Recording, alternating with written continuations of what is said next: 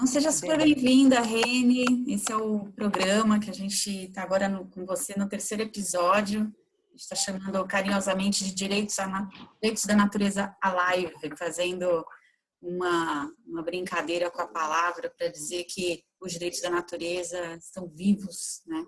A Terra tem direitos e é viva. E a gente está hoje com a Reni Freitas, da embaixadora da Rede Global. Dada aqui para mim, não sei se você está falando, agora eu estou te escutando de novo. Isso. E, além disso, a Reni, ela é professora de uma coisa chamada sociocracia, que eu queria muito aprender. E hoje a gente quer falar sobre isso, né? Sobre essas duas atividades, a gente pode chamar, né? Atividade de construir, de co-criar uma ecovila e atividade de resolver conflitos, de caminhar juntos em comunidade com a sociocracia, que são duas grandes atividades que são correlacionadas com os direitos da natureza. Então, bem-vinda, Reni. Se apresenta um pouco melhor do que eu possa fazer, vai. Gratidão, primeiro, pelo chamado, Vanessa. É bem interessante, assim, né? Porque a gente conversa bastante sobre vários assuntos e agora a gente está numa live, parece que muda um pouco, assim, a situação, mas para mim está sendo assim, vai ser, espero que é um bate-papo bem gostoso com você. Eu costumo me apresentar, né? Eu sou formada em jornalismo e eu falo que o primeiro jornal que eu fundei foi aos 7 anos de idade e se chamou Jornal Batatinha. E aos 17 anos eu entrei na faculdade de jornalismo e aos 21 eu já estava formada e começando uma pós-graduação. E aí eu queria trabalhar nessa área e precisava do inglês, então mudei para a Inglaterra e fiquei lá 5 anos na Inglaterra. E aí quando eu voltei, eu fiz um estágio e acabei trabalhando um período na BBC Brasil, que foi assim o meu auge do trabalho no jornalismo. E eu lembro, e eu contei essa história recentemente, por isso que me veio isso na cabeça agora. Eu lembro que no meu primeiro dia do jornal lá da BBC, eu estava tão nervosa, que eu fui no banheiro. Usei o banheiro e de repente eu me dei conta de que o banheiro entupiu. Eu não tinha como dar descarga e eu também não tinha como sair de lá porque ia causar todo um constrangimento, né? Um transtorno assim. E eu fiquei pensando em uma maneira de inventar uma desculpa e sair de lá, mas como é que eu podia falar que no meu primeiro dia de BBC Brasil o banheiro tinha entupido? Só sei que eu esvaziei o lixinho assim, comecei a colocar água e dar descarga, e aquilo veio muito na minha cabeça, né? Como que eu tô realizando meu sonho na minha carreira de jornalismo usando um banheiro que entope e eu tentando empurrar o meu desjeito com água. Ou seja, eu estou usando um recurso natural que vem limpo, sujando ele, esperando que ele seja tratado 1 milhão de vezes para aquela água, sei lá se vai conseguir ser reutilizada de novo, né? Então veio uma contradição assim muito grande e vários fatores a partir daquele momento foram se aproximando da minha vida e fazendo com que eu me aproximasse cada vez mais da natureza e quisesse fazer um jornalismo diferente, né? Então eu comecei a trabalhar com jornalismo ambiental através de um projeto que eu co-criei chamado Earth Code, que é justamente o Código Terra. E aí eu comecei a embarcar numa aventura pela América Latina, investigando comunidades intencionalmente sustentáveis, que são as ecovilas, né? E aí foi assim o período que eu entrei nesse mundo das ecovilas e tive mais contato com a natureza a partir desse ponto, assim. Você teve um despertar no banheiro. Foi, menina. Foi. Quando eu estava lá, sem saber muito bem o que fazer, veio um clique assim na minha cabeça. Jenny? Há quanto tempo isso? Isso foi em 2009, né? 2009. 2009. Exatamente Mas no tempo do meu despertar também. Olha que coisa incrível, né? Um despertar que vai sendo construído de qualquer maneira, né? A gente vem foi. inquietação, e aí de repente surge. 2009, eu estava preparando o projeto do doutorado para falar sobre mudanças climáticas. E aí, nessa pesquisa, eu me deparei com a reunião que ia acontecer na Bolívia. E aí eu me deparei com uma coisa chamada Direitos de Pachamama. Eu falei, foi mais ou menos como assim, o banheiro entupido, né? E toda a solução se apresentando ali para mim, né? Foi na mesma época, olha só que sinergia boa.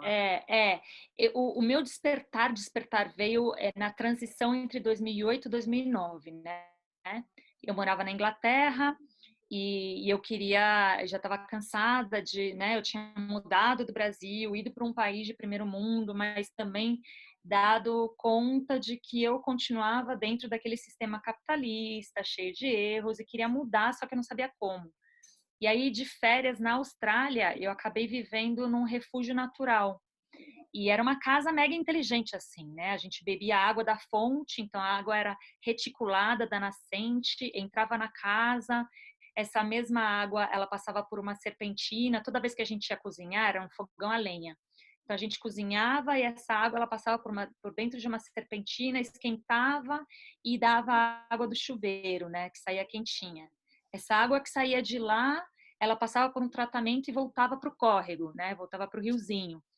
Então, eu comecei a ver que tudo isso era muito coerente. Eu queria explorar essa tal sustentabilidade, né?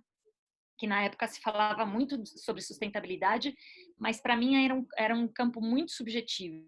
Eu queria experimentar sustentabilidade na prática. O que é essa tal sustentabilidade? Limpar a água é uma sustentabilidade? Compostar os alimentos é sustentabilidade, né? A casa foi toda construída sem nenhum material elétrico, né? Não teve nenhum despertar sonoro para os bichinhos, que despertar sonoro é ótimo, né? Não tinha nenhuma interferência sonora assim para os bichos que habitavam lá. E eu me dedicar um dia com um dinossauro lá, que eu chamo, né? Que é o caçoeire, que é tipo uma ema gigante, assim, que tem a plumagem preta com um azul e um vermelho bem forte, assim, um casco gigante, que é Uau. um bicho gigantesco, frutífero, que ele usa o casco para derrubar os frutos da árvore, né? Quando eu olhei para aquele dinossauro, eu falei, gente, eu quero mais disso na minha vida. Eu quero conhecer essa tal sustentabilidade. E aí que foi que eu me demiti do meu trabalho na Inglaterra. Naquela época eu era chefe de marketing de uma universidade e meu irmão estava para casar na época, né? Então eu vim para o Brasil já para o casamento do meu irmão. E aí, enquanto o projeto não saía, o Earth Code não engatinhava, né? Que a gente estava montando ainda a página web, o website do projeto, aí que foi que eu comecei a trabalhar na BBC. E aí veio aquilo tudo, as fichas começaram a cair, né? Eu vivi num refúgio natural, eu acompanhei todo o processo da água e no meu primeiro dia o banheiro entope, eu não tenho como empurrar aquele material e como que aquele material vai ser limpo, quando que aquela água vai voltar para um rio e ia para o rio Tietê, que é um rio super poluído.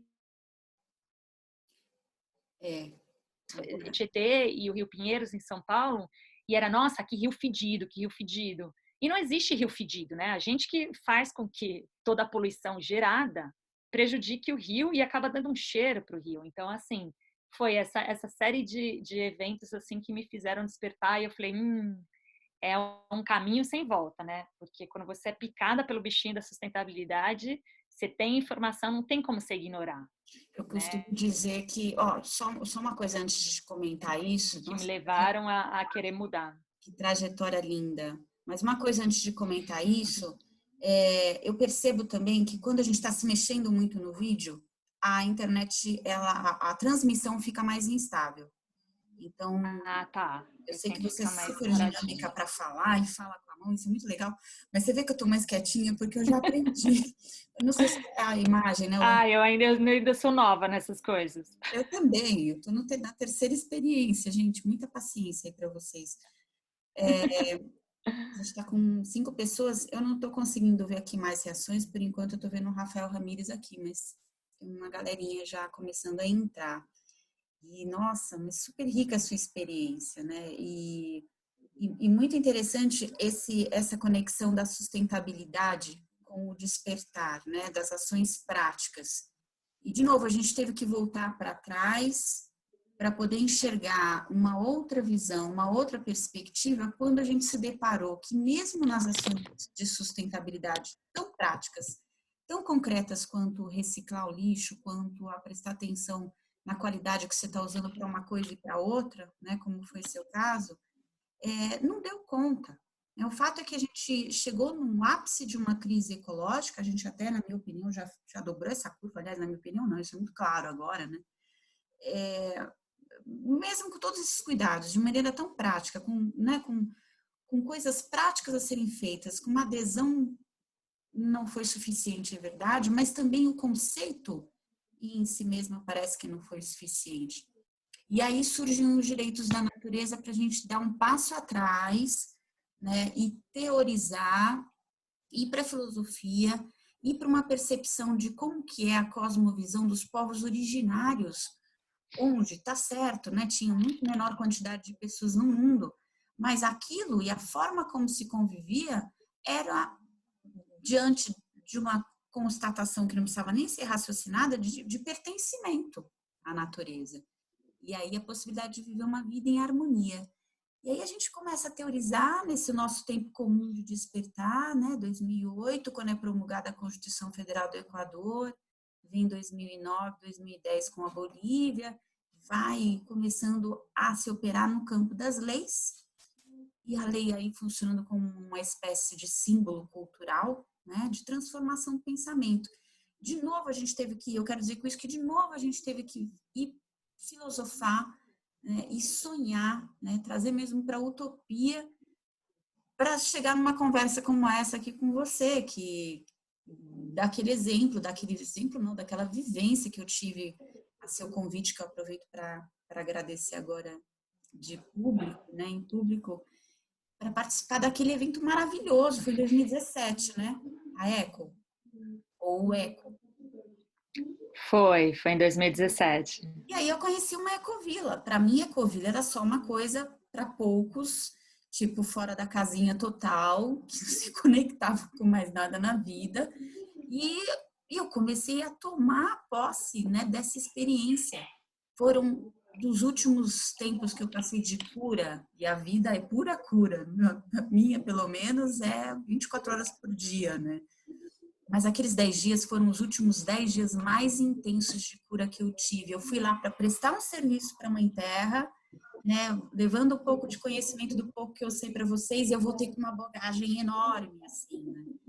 Eu vi lá coisas que isso eu queria que você trouxesse para o teu conhecimento técnico, né, como uma embaixadora da rede de ecovilas, né? Eu queria aprender mais com você agora, dentro desses aspectos técnicos, disso que eu vi totalmente correlacionado com o modo de vida em harmonia na natureza, que é um princípio para estabelecer na lei os direitos da natureza, o princípio da harmonia na natureza. Então, numa ecovila eu tenho as práticas sustentáveis, né, de uso, e aí ainda estou falando de uso de recursos naturais de maneira sustentável, quando a gente migra para os direitos da natureza de relacionamento, ou da reconexão com o relacionamento, com esses outros entes da natureza, que não são recursos, são seres, né, dotados de vida. Eu vi um compartilhamento lá de decisões, de orientações, de caminhos, né, naquela roda linda que a gente fazia cedo, eu morrendo de sono, porque tinha dormido na barraca, sozinha, nada com barulho dos bichos de noite, né? Então, e aquela roda linda, né, de decisões sendo tomadas assim, o bastão da fala, e as celebrações, né, e as místicas, e o compartilhamento da comida, e a celebração das pessoas na cozinha. Então, era cozinha e muita celebração.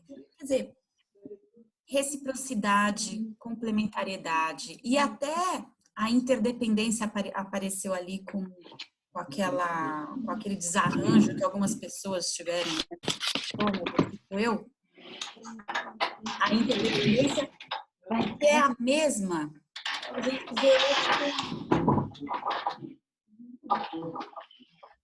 que é a mesma que a gente vê hoje com o coronavírus, né? É a mesma.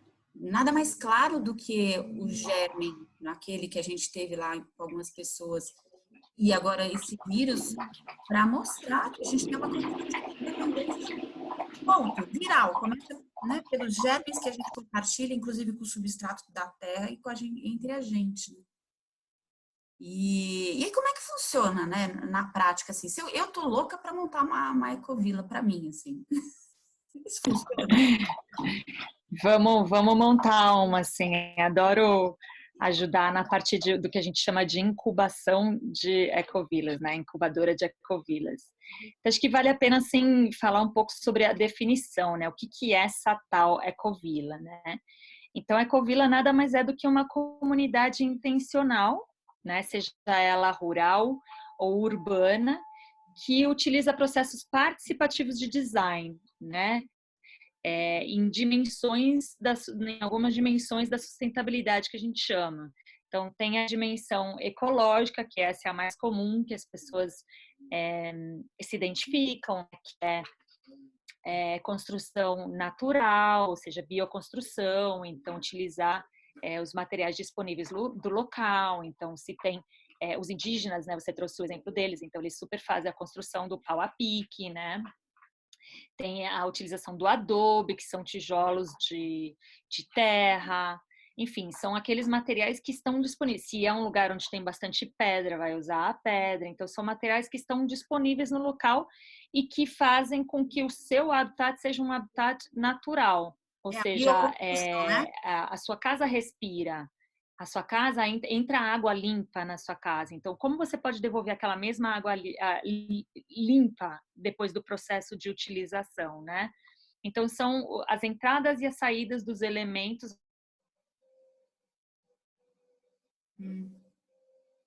essa dimensão ecológica seja reconhecida, né?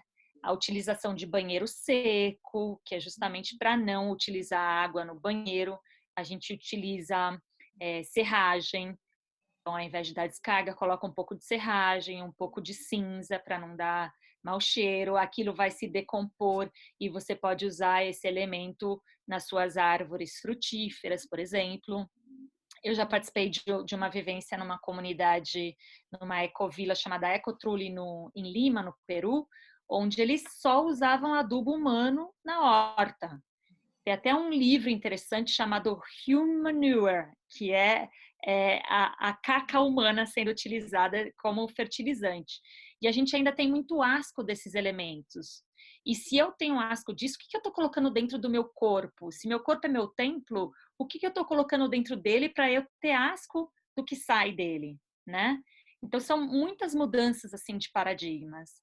Esse é mais o aspecto assim ambiental, que é o que a gente reconhece mais, né? O aspecto ecológico. Mas já começa a se relacionar com o humano, né? Nessa última fala sua, é bem isso da transformação mesmo intrínseca do indivíduo humano, né? Sobre seus próprios excrementos, né? O que mistura a terra, é o que nos reconecta à terra, são nossos excrementos e a nossa decomposição final.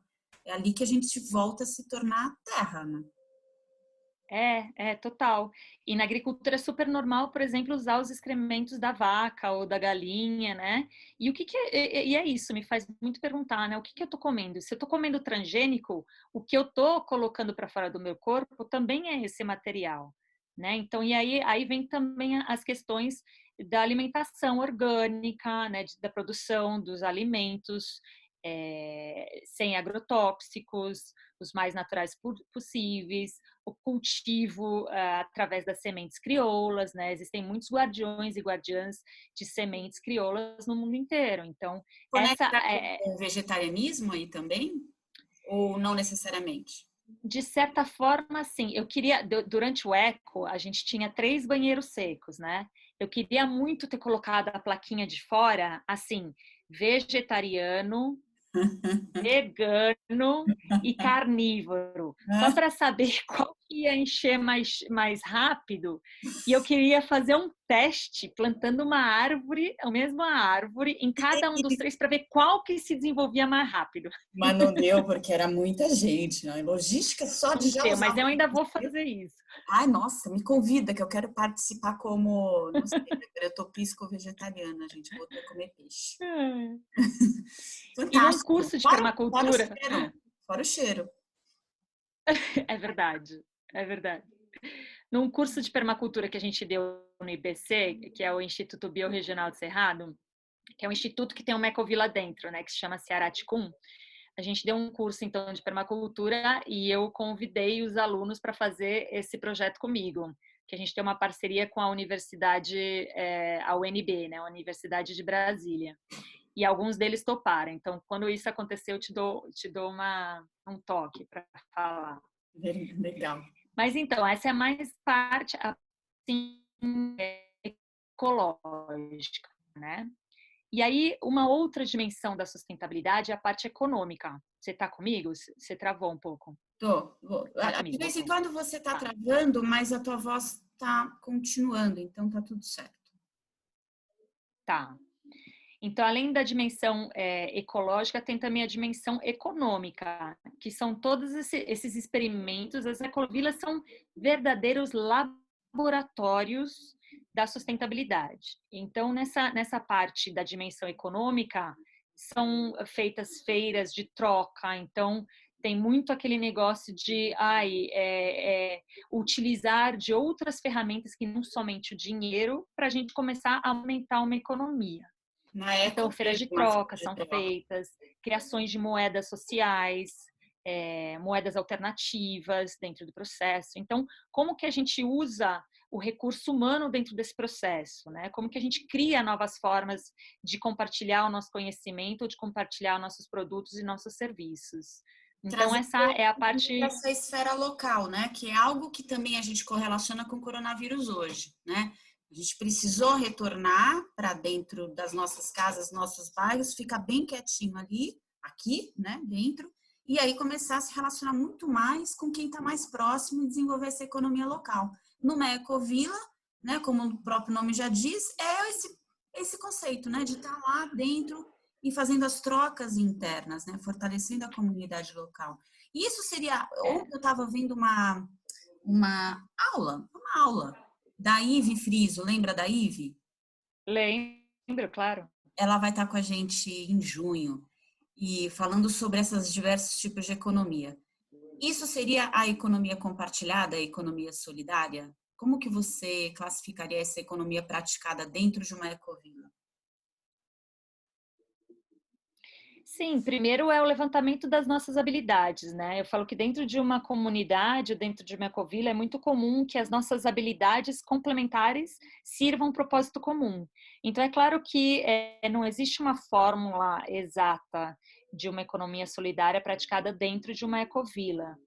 Eu já visitei ecovilas que muitas pessoas que trabalhavam fora para conseguir sustento econômico, financeiro, falando, invertiam 100% daquele dinheiro dentro das ecovilas, porque enquanto alguém está saindo trabalhando em escolas ou qualquer outro ambiente, trazendo dinheiro para dentro da ecovila, tem gente que está cuidando da horta da ecovila.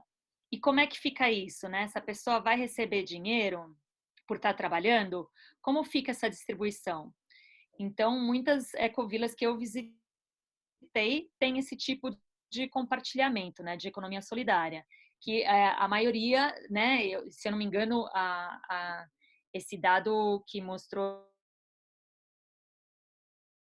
as ecovilas, e se eu não me engano, 70% da economia dessas ecovilas eram reinvestidas dentro da própria ecovila. Então, independentemente do setor que as pessoas trabalhavam, tinha um ingresso para sustentar as pessoas que estavam fazendo aqueles trabalhos invisíveis, né? Então, a pessoa que vai ficar lá cuidando da horta, ou a pessoa que vai cozinhar, ou a pessoa que está ajudando na construção da casa de um ou da casa de outro. Como que as pessoas vão gerar uma economia dentro desse espaço? Né? Então, existem muitos casos disso, né? De que pessoas vão trabalhar fora e contribuem com a parte financeira, enquanto outras estão fazendo trabalhos manuais dentro da própria ecovila. E muita gente que entra para viver numa ecovila acaba tendo que mudar a sua profissão. Né? Eu sou jornalista, o que eu vou escrever matérias sobre a minha ecovila dentro da minha ecovila, sabe? Eu tenho que me adaptar, então muitas vezes acabam sendo agricultores ou acabam montando escolas. É que a gente tem um preconceito de que economia é só igual dinheiro, né? Mas existe a economia do conhecimento, a economia da troca. Montar uma escola dentro de uma ecovila é uma economia, né? Eu estou gerando conhecimento e as pessoas estão aportando com as suas profissões ou com as suas habilidades para dentro de um sistema. Então, Claro. ultrapassa muito essa parte do dinheiro, né? São a economia, o próprio conceito de economia começa a partir do entendimento das trocas, né? Então, que a gente, ó, já estou falando a gente, eu lá dentro da minha ecovila, o que a gente está fazendo é voltar, né, às trocas, voltar ao que origina. Fundamentalmente é isso que a gente vê, né, no desenvolvimento dos direitos da natureza, é o retorno, né? E, na verdade, agora, de novo, nessa situação nossa de isolamento social, o meu filho, por exemplo, aquele que você no início estava vendo ele conversando alto, né? Ele tá com o cabelo desse tamanho e a barba desse tamanho. Eu falei, gente, você está levando muito a sério essa coisa do retorno às origens, porque praticamente a gente está retornando de verdade às cavernas. Estamos nas nossas caverninhas, né? Voltando para a origem. E é necessário, né, esse resgate. E aí voltar às formas de decidir as coisas na comunidade. Esses círculos que a gente faz, eles são ancestrais, né, de muito tempo, são quase que primitivos no sentido de primevos, né, as primeiras formas de se compartilhar. Como é que eu apago isso? Espera aí que eu cliquei no Volume. negócio. Pronto, já tirei. Fiquei curiosa para clicar no botãozinho ali, desculpa. Então, mas deixa eu pegar esse gancho que você estava falando, porque assim, é uma forma primitiva, mas dentro da caverna tem Wi-Fi, dentro da caverna tem todas as ferramentas que hoje a gente conquistou. Então, não é uma negação de toda essa tecnologia que já foi alcançada. É simplesmente saber como colocar essa tecnologia dentro de um processo de mais harmonia com a natureza. Então, a gente reconhece todo o trabalho dos nossos ancestrais, dos guardiões da natureza, né, que são os indígenas, mas a gente tem esse entendimento do mundo moderno, que é a economia, que é uma forma de economia também, né? E o que a gente está fazendo aqui hoje, falando dessas formas mais primitivas, com o uso da tecnologia, a gente está alcançando muitas mais pessoas nesse processo. Então, é sim um processo mais primitivo, de acordo com viver uma vida mais simples, viver uma vida em maior conexão com a natureza. E dentro de uma floresta você não precisa de um Wi-Fi, mas você ainda pode usar de mecanismos, de ferramentas que são essenciais para a nossa permanência nesse mundo. Né? Então não é uma negação dessa parte, mas é uma valorização e um intercâmbio, né? Uma ponte entre esses mundos. Agora me deu muita vontade de falar desse outro Wi-Fi, e com certeza isso deve acontecer com você também, que nesse treino, né, de conexões em meio à natureza, a gente acaba aprendendo, desenvolvendo de alguma forma essa outra conexão. Então, é importante que a gente também, tendo desenvolvido a tecnologia a esse ponto, eu estava ouvindo o Ayrton Krenak outro dia, e ele dizendo, não deixa de ser um brinquedinho. O Marcelo estava com o Marcelo Gleiser, e aí o Marcelo falou, mas se não fosse a tecnologia, a gente não poderia estar tendo essa conversa. Ele falou assim, é verdade, mas não deixa de ser um brinquedinho da humanidade. E o aprendizado, quando a gente consegue harmonizar, né, a palavra é harmonia, o uso da tecnologia é dessas outras conexões. Então, o que acontece comigo às vezes? Eu estou pensando em alguém que também tem essa pegada de usar esse outro Wi-Fi, e essa pessoa me liga, ou essa pessoa manda uma mensagem pelo Facebook. E assim, esse treino é um treino que a gente adquire na reconexão com a natureza, né? Nessa reconexão pura. Agora, por falar em conexão, eu queria que você falasse um pouco, contasse também, que aí já liga com a sistemática, a metodologia da sociocracia, nem sei se a gente pode dizer que tem uma metodologia aí, que é a rede global de ecovilas, né? E que agora você estava me contando antes da gente pôr no ar aqui a nossa conversa. Estamos preparando esse, né, webinário para os direitos da natureza. Conta um pouco do processo, porque eu realmente não sei que pé que está. A gente começou a colocar desde a ECO, né? A gente foi lá uma assembleia da GEM, né? E aí começamos a colocar o assunto dos direitos da natureza na GEM, se fala na GEM, né? A rede. E GEM, isso. é na ou no? Na, né? E Porque a aí, tradução é rede, né? é rede. É. E como que ficou? E agora vai ter o webinário para falar só sobre direitos da Mãe Terra? Sim, só para contextualizar assim, quem está vendo o vídeo e não foi no ECO, né? O ECO é o encontro latino-americano das ecovilas, das ecoaldeias. E esse encontro latino-americano teve a presença da rede global de ecovilas, que é a GEN, que é the Global Eco Village Network, por isso são as iniciais de ecovilas, né? Então, a cada 2 anos, a gente se reúne para saber o que está acontecendo no mundo das ecovilas e para a gente se reconhecer também como família, né? Então, para a gente não perder esse vínculo, porque é nesse momento onde a gente troca os nossos conhecimentos. Como eu falei no início, né? As ecovilas são verdadeiros laboratórios sociais. Então, dentro desse laboratórios sociais, muitas tecnologias sociais, muitas ferramentas sociais são compartilhadas. O Casa Brasil, o Casa Latina, a rede latino-americana de ecoaldeias, nasceu em 2012 num encontro de ecovilas na Colômbia. Só para contextualizar, então, desde o comecinho, a rede global de ecovilas, esse ano cumpre 25 anos. Então, aconteceu um encontro onde ex-hippies, por assim dizer, né, que estavam deixando um pouco o nomadismo e aquela visão só do paz e amor, começaram a viver mais em harmonia com a natureza e começaram a se estabelecer em territórios. Então, desse estabelecimento em territórios, ficou necessário alguns cuidados. Então, aquilo que a gente falou da visão ecológica, né, do cuidado com a água, do cuidado com a terra, essa visão social da troca entre as pessoas e muitas dessas trocas precisam ser tomadas decisões. Então, ferramentas sociais foram também criadas. Então, a rede ela já nasceu global porque teve participação de vários ecovilas do mundo todo. Só que depois esse movimento foi crescendo e foram se estabelecendo redes continentais. Então, hoje existe a rede que a gente chama de GEN África, que está localizado, são países africanos que conformam essa rede continental da África. Existe a GEN Europa, existe a GENOA, que está ali entre Ásia e Oceania, existe a GENA, que é do norte da América, e existe o Casa Latina. Somos diferentes, né? Porque somos latinos, temos que mostrar a nossa tropicalidade aqui no processo. E tem o Casa Brasil também, né? Que aí não é rede, é o Casa. Vou chegar aí. O Casa Latina chama-se Conselho de Assentamentos Sustentáveis da América Latina. Então, a América Latina tem, por sua vez, as suas redes nacionais. Então, essa é a rede latino-americana, e aí existe o Casa Brasil, Casa México, Casa Colômbia, enfim, Casa Peru, Casa República Dominicana, e aí cada um tem a sua forma de gerir essa rede.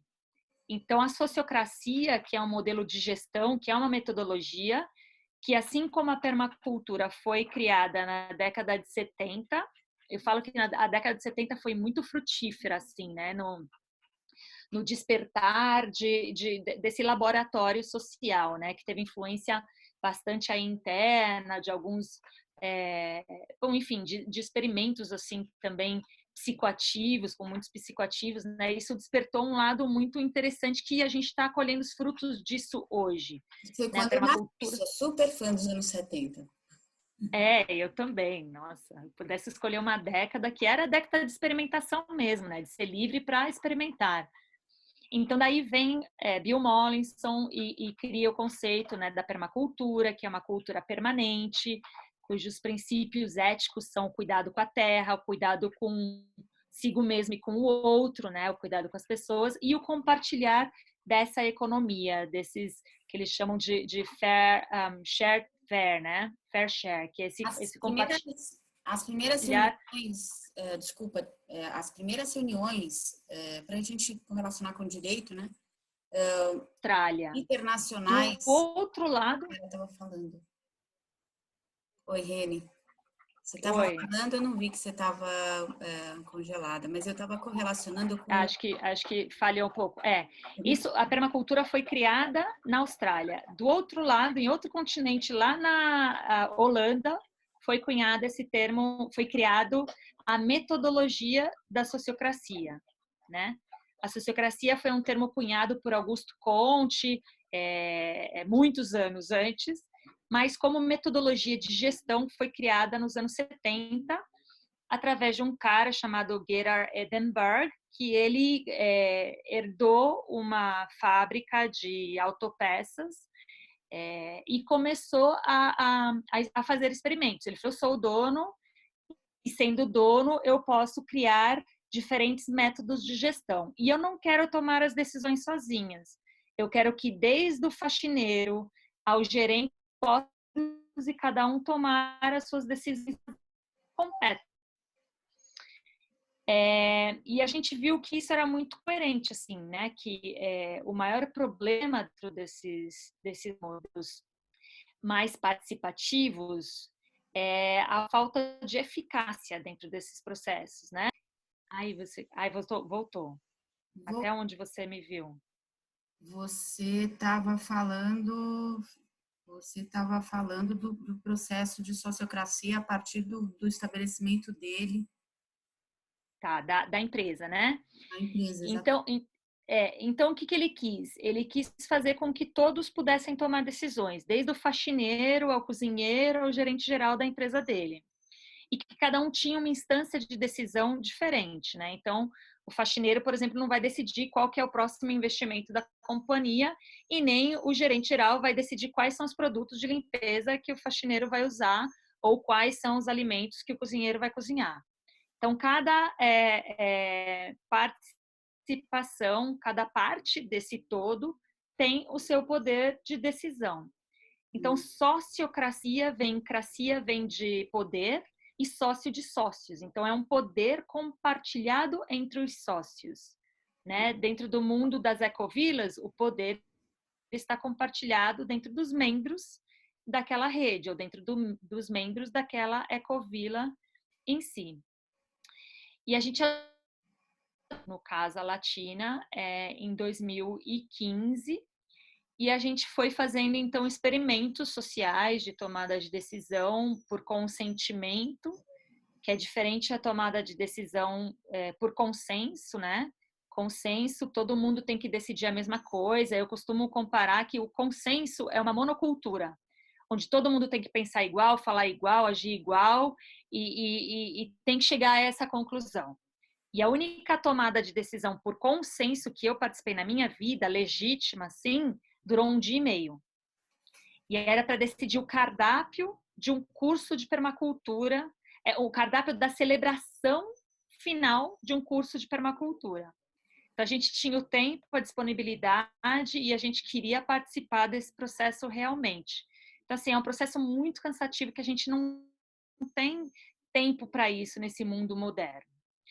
Então, a gente introduz o conceito de consentimento.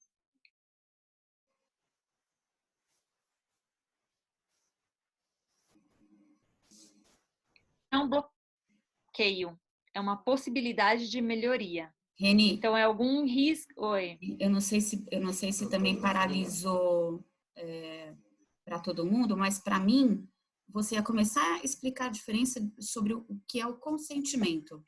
Isso eu quero muito ouvir. Tá.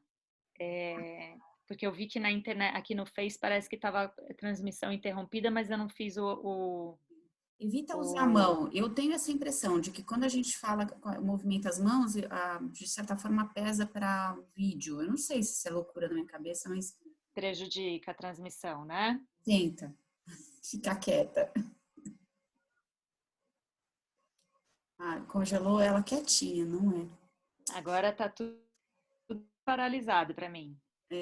Puxa vida. Peraí, vamos ver se retoma. Agora voltei. Então vai. Ou você Consentimento. voltamos. Voltamos. Consentimento. Então, o consentimento diferente do consenso é o que eu chamo de uma floresta. E dentro de uma floresta não é composta por um exemplar, somente uma espécie de árvore. Ele é composto por várias espécies de árvore. Então, eu comparo, né, o consentimento a essa floresta, que o que a gente quer dentro de uma equipe, dentro de uma organização, seja ela qual for, é valorizar a diversidade. Mas é muito difícil lidar com outro que é diferente de mim, que pensa diferente de mim. Como é que eu vou respeitar uma opinião diferente da minha se a gente tem que tomar uma decisão conjunta, né? Então, a gente fala que quando o Gerhard Edenberg desenvolveu essa metodologia, ele entendeu que o consentimento é a ausência de objeções, né? E uma objeção não é um bloqueio a um processo. Objeção é uma oportunidade de melhoria que eu estou vendo naquela proposta. Então, se uma proposta está sendo feita e eu percebo um risco que essa proposta vai trazer, se ela for implementada dentro da minha ecovila, é onde eu falo, opa, estou vendo uma oportunidade aí de dar um presente para essa comunidade falando do risco que eu estou percebendo. Então, toda objeção ela é integrada à proposta e a proposta é consentida. Então, o consentimento ocorre quando não existem mais objeções. Enquanto houver objeções, a gente vai tratando dessas objeções. E todo começo de uma mudança, de uma quebra de paradigma, leva um tempo. Mas depois que as pessoas entendem esse processo, as decisões são feitas de uma forma muito mais rápida, muito mais dinâmica, porque existe a confiança e ninguém vai fazer uma proposta que possa já trazer um risco para aquela situação. Então, as propostas já são mais em si, assim, já são melhores elaboradas, já são trazidas com todos os argumentos necessários para que ela possa, de fato, ser implementada. Então, o mantra dessas decisões por consentimentos são decisões que sejam boas o suficientemente para serem boas o suficientemente para serem aprovadas e seguras o suficientemente para serem testadas. Então, mais uma vez, o laboratório social entra. Então, eu não sei se aquilo vai dar certo ou não se eu não testar. Enquanto eu fico procurando a proposta perfeita, ela não vai chegar. Então, se a proposta está boa e a proposta está segura, ela precisa ser testada. E aí existem mecanismos de avaliação para acompanhar esse processo de implementação. E as objeções, elas são internalizadas, ali guardadas, e no teste, né, nesse teste social, elas podem ou não serem testadas também, ali permeando a execução do que foi decidido e mudando, ou não, elas ficam ali para depois voltar de novo para um processo decisório. Bom, já que não deu certo assim, então vamos olhar de novo para essa objeção para ver se então o caminho não é atendendo a objeção. Não, elas são integradas no momento, porque qual que é o perigo que acontece quando as objeções não são integradas? Porque se der algum erro, a primeira coisa que vai surgir é: não falei que ia dar errado, né? Então é um modelo mental que precisa ser trabalhado. Então, quando eu percebo esse risco, eu trago. E isso, então, ele é integrado dentro de uma proposta. Deixa eu ver se eu tenho um exemplo. A gente fez um do Círculo Direitos da Mãe Terra, do Casa Latina, e a gente estava elegendo pessoas para energizarem papéis. E a gente estava elegendo um papel chamado Guardião Aine, que é justamente o guardião da economia, dentro do Círculo de Direitos da Mãe Terra do Casa Latina. E a gente fez a descrição daquele papel e as responsabilidades. E a gente elegeu uma pessoa. E aí a gente fez uma rodada. Tem alguma objeção? Não, não, não, não, não. Chegou no final, que a gente perguntou para a pessoa que foi eleita apresentar alguma objeção. E essa pessoa falou: sim, eu tenho uma objeção. Eu não sei trabalhar com relatórios, e aí falou o nome técnico que eu não lembro, relatórios como é que chama dessas coisas que você tem que entregar Econômico. a cada trimestre, relatórios trimestrais econômicos, eu sei lá o nome disso. Mas isso não era um impedimento para ele exercer esse...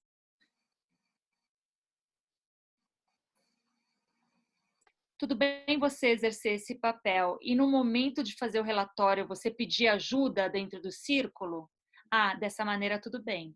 Então a proposta foi aceita. Se a gente tenta empurrar isso goela abaixo dele, ele não vai desempenhar um papel muito bom. Porque ele já vai ter esse rancor. Não, mas eu não queria fazer, mas eu não sei fazer. Nanana, e aquilo não vai funcionar. Então, é muito subjetivo isso. Mas a cada objeção apontada, a gente traz ela para dentro do processo. A gente não deixa ela passar, não. Entendi. Então, vocês harmonizam, né? De novo, a palavra harmonia harmoniza para que ela seja incorporada. E aí Sabe que você... eu vou fazer uma proposta da gente trocar o nome objeção por harmonização? Faz muito mais sentido em português, porque em inglês é muito fácil de entender. E em português, quando a gente usa objeção, parece que é um bloqueio à proposta, e não é isso. Vou Você já propor dentro... a pergunta seria, você tem uma proposta de harmonização, né? Dentro do teu entendimento, talvez, hein? Que interessante, porque a objeção já parece que vem assim, né? Vai vir um contraponto, tipo, não aceito, não quero, né? Ele não Gostei. traz no conceito a perspectiva de ter uma solução na sequência, né? De incorporar, de harmonizar. A gente está encaminhando para os 10 minutos finais da nossa conversa. E aí você deu como exemplo maravilhoso alguém que ia ser ali, que foi eleito para tocar a parte do desenvolvimento dessa economia em harmonia na natureza para o desenvolvimento dos direitos da Mãe Terra na GEM.